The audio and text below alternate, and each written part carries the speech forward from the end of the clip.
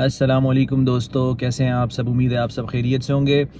वक्त की किल्लत की वजह से और शदीद मसरूफियत की वजह से कहीं बैठ के वीलॉग बनाने का मौका नहीं मिल रहा, तो मैंने मौके से फ़ायदा उठाते हुए गाड़ी में बैठ के एक और वीलॉग आपके लिए बनाने जा रहा हूँ। इस वीलॉग में बड़ी अहमियत की हामिल चंद बातें मैं आपसे करूँगा। बहुत से लोग यूएसए का वीज़ा अप्लाई करते हैं, बट डाउन दी रोड उनको ये मालूम नहीं होता कि जो विज़िट वीज़ा है यूएसए का B1 B2, उसकी आगे ऑप्शंस क्या हैं। जब मुझसे लोग मिलने भी आते हैं, बहुत से लोगों का यही सवाल होता है कि भाई मैं विज़िट वीज़ा पे अमेरिका विज़िट वीज़ा मेरा अगर हो भी गया B1 B2, तो वहाँ जाके मैं क्या करूँगा, मेरे पास क्या ऑप्शंस हैं। तो इस वीलॉग में मैं मुख्तसरन आपको ये बताऊँगा कि जब आप विज़िट वीज़ा यूएसए का ले लेते हो तो आपके पास क्या ऑप्शंस होती हैं कल को उसको परमानेंट रेजिडेंसी में, PR में, ग्रीन कार्ड में या नेचुरलाइजेशन की तरफ बढ़ने की क्या प्रोसेस है। पहले मैं ये क्लियर कर दूं कि अनलाइक मैं ये कहूँ कि जी बड़ा आसान है, बिल्कुल आप बस जाएंगे आगे सब कुछ हो जाएगा। लैंड ऑफ अपॉर्चुनिटीज़ है यूएसए, इसमें कोई शक नहीं है, उसको लैंड ऑफ अपॉर्चुनिटीज़ कहते हैं यूएसए में। मैं एक मिसाल हमेशा देता हूँ कि जब भी कोई बंदा, आपने हज़ारों लोगों को सुना होगा कि वो दुबई से वापस आ गए हैं, अबू धाबी से वापस आ गए हैं, सऊदीया से वापस आ गए हैं, कुवैत से वापस आ गए हैं, कतर से वापस आ गए हैं, या दुनिया के किसी और मुल्क से वापस आ चुके हैं। लेकिन आपने कभी ये नहीं सुना होगा कि कोई कहे कि मैं अमेरिका से वापस आ गया हूँ। उसकी बड़ी बेसिक सी वजह है, उसकी मेन वजह यह है कि अमेरिका आपको गले लगाता है, एडजस्ट करता है। वहाँ पे बेशुमार मौक़े हैं, 50 के करीब रियासतें हैं, और अगर मैं पाकिस्तान से मुवाजना करूँ तो तकरीबन हर रियासत पाकिस्तान के रकबे जितनी है। तो आप ये देख लें कि 50 पाकिस्तान है, या आप कह लें 20 हिंदुस्तान है। इतनी ज़्यादा उसकी कैपेसिटी है अमेरिका की।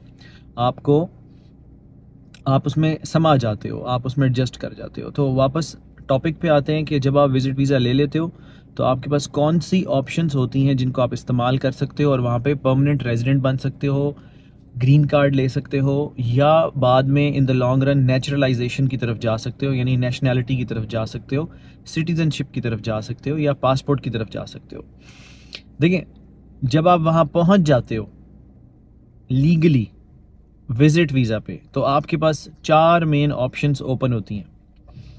सबसे पहली और आसान तरीन ऑप्शन शादी।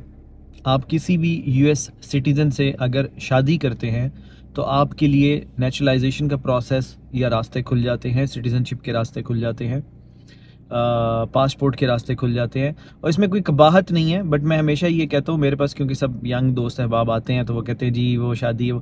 मैं कहता हूँ आप शादी करो, बट शादी करो नॉट जस्ट फॉर पासपोर्ट। शादी तो हर इंसान ने करनी है ना। तो आप किसी US सिटीज़न से भी अगर करते हो, वो अच्छा इंसान है, आपके ख्यालात मिलते हैं, तो इसमें कोई हर्ज नहीं है, कोई कबाहत नहीं है, कोई बुराई नहीं है।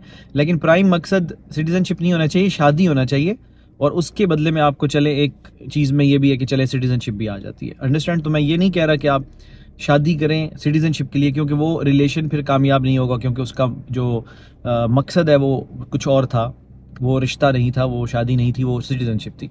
तो anyways one point is this कि अगर आप अनमैरिड हैं, सिंगल हैं, तो आप वहाँ जाके शादी कर सकते हैं। शादी करेंगे तो आपको automatically green card, PR, naturalisation, ये प्रोसेस स्टार्ट हो जाएगा। तो ये एक तरीका है। दूसरा तरीका है जी आपका इम्पॉर्टेंट तरीका, कि आप अपने स्टेटस को स्टूडेंट में चेंज कर लें। यानी जब आप वहाँ पहुँच जाते हैं तो आप किसी भी यूनिवर्सिटी में जाके एडमिशन सीख कर लें और अपने आप को वहाँ पे एक रेजिडेंट कर लें। क्योंकि विज़िट वीज़े में ये होता है कि आपको 5 साल का या 10 साल का विज़िट वीज़ा मिलता है US का, but you need to leave USA after every 6 months. यानी आप अगर गए हैं तो 6 महीने बाद आपको USA से निकलना पड़ेगा, बाहर जाना पड़ेगा, एग्जिट करना पड़ेगा और दोबारा आना पड़ेगा। तो इस सारी तगोदो से बचने के लिए आप अपना स्टेटस चेंज कर सकते हैं स्टूडेंट में।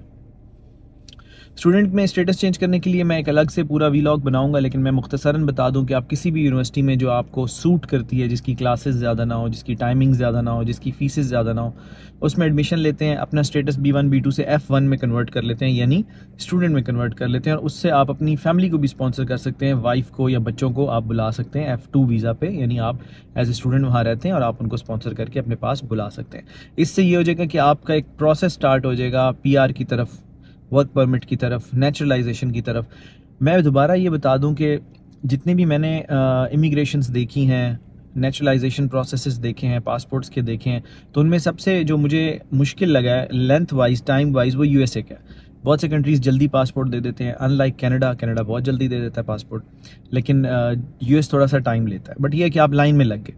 थर्ड ऑप्शन होती है जी आपके पास वर्क परमिट की, जो कि again it's a difficult option कि आपको वहाँ पे कोई एम्प्लॉयर वर्क परमिट इशू करे। मैं फिर ये कह दूं कि ये चीज़ें वो नहीं है कि बहुत आसान है, बट ये ऑप्शंस अवेलेबल हैं लीगली।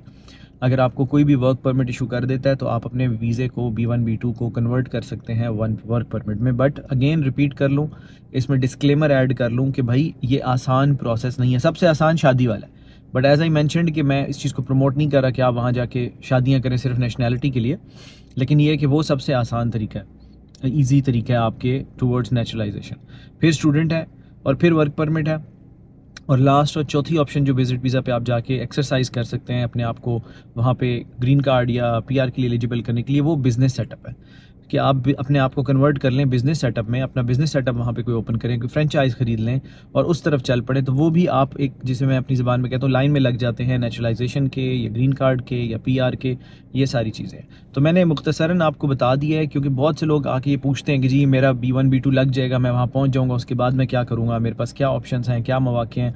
तो ये मैंने आपको आसान अल्फाज में 4 ऑप्शंस बता दिए हैं: शादी, student, work permit and the last one is your business. ये चारों ऑप्शंस ओपन है। अगर आप लीगली वहाँ जाते हो, USA आपको अकोमोडेट करता है, USA आपको एंटरटेन करता है, USA आपको संभालता है। जैसे मैंने पहले भी अर्ज़ किया, आपने कभी नहीं सुना होगा कि आपका कोई रिश्तेदार USA से वापस आ गया पैकअप करके। It never happens, at least in my knowledge it never happened. हाँ, सऊदीया से लोग आते हैं, इमारात से लोग आते हैं, कतर से लोग आते हैं, कुवैत से लोग आते हैं, बहरीन से लोग आते हैं, अपनी सर्विसेज ख़त्म करके एक लाइफ गुजार के रिटायरमेंट की पाकिस्तान आते हैं, हिंदुस्तान आते हैं। लेकिन कभी हमने अमेरिका से नहीं सुना कि जी कोई वापस आ गया हिंदुस्तान या पाकिस्तान।